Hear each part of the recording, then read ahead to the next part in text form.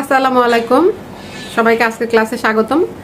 আমাদের সমাসের আরেকটা ক্লাস নিয়ে তোমাদের সামনে হাজির হলাম। আজকে আমরা সমাসের 4 নাম্বার ক্লাস করব, 4 পর্ব 4 নাম্বার ক্লাস করব। আজকে করব আমরা দ্বিগু সমাস।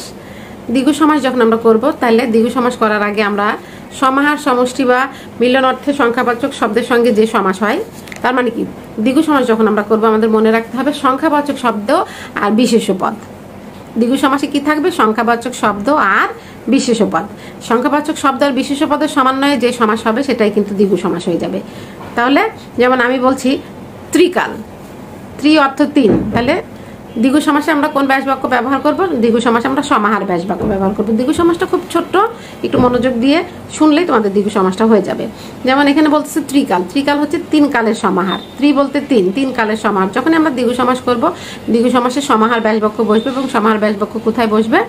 শেষে বসবে। আর আমরা এটা মনে রাখবো, দ্বিগু সমাস হচ্ছে পরপদ প্রধান।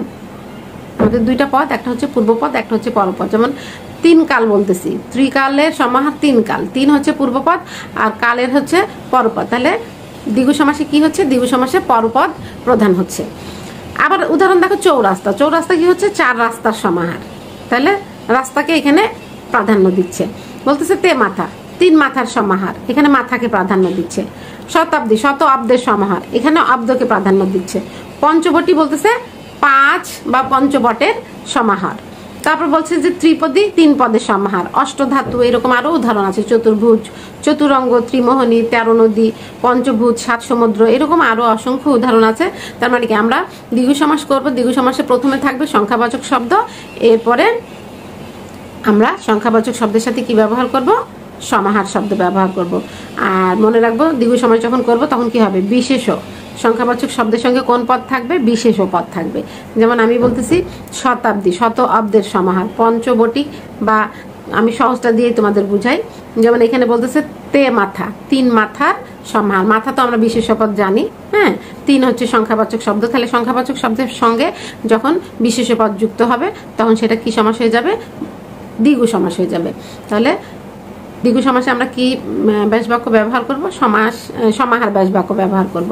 তাহলে মোটামুটি এই পর্যন্তই আমাদের দ্বিগু সমাস। দ্বিগু সমাস তেমন বড় না।